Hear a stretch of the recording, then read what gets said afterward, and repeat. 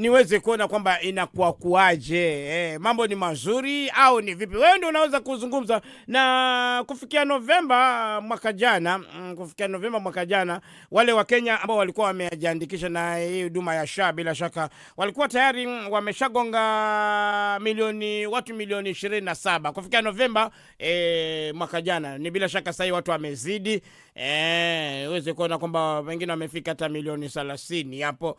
Lakini kufikia Novemba mwaka jana ilikuwa ni milioni 25. Na wale ambao waliajiriwa bila shaka wanalipa 2.75% ya mshahara wao. Na kuna kile kiwango cha chini cha shilingi 300. Sijui kama siku hizi kimepanda, lakini kwa shilingi 300 mtu analipa. Sasa swali ambalo nataka kujua kutoka kwako, hao Wakenya ni wengi sana, milioni 27, pengine wewe ni mmoja wao. Uko pale ndani.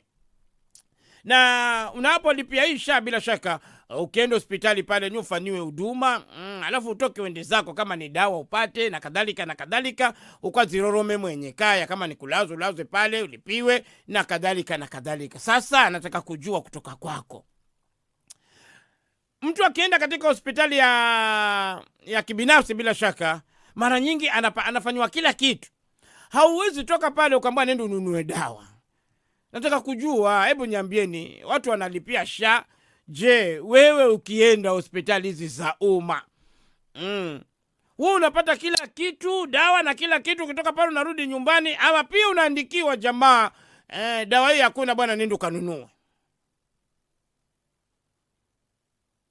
0702885885. Nimekuelezea kwamba kufikia Novemba mwaka jana watu takriban milioni 27 walikuwa wamejiandikisha kwenye mfumo huu wa SHA.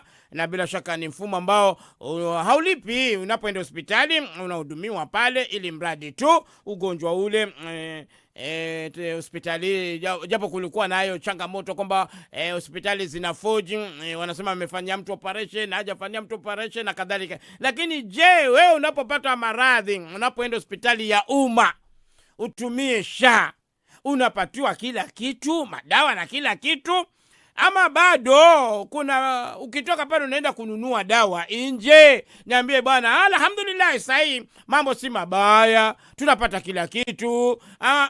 Mwanangu, kweli niko kwenye SHA mimi, lakini mwanangu Chilumu, chenda hospitali za umma, itabidi tu utake usitake utakwenda nunua dawa tu.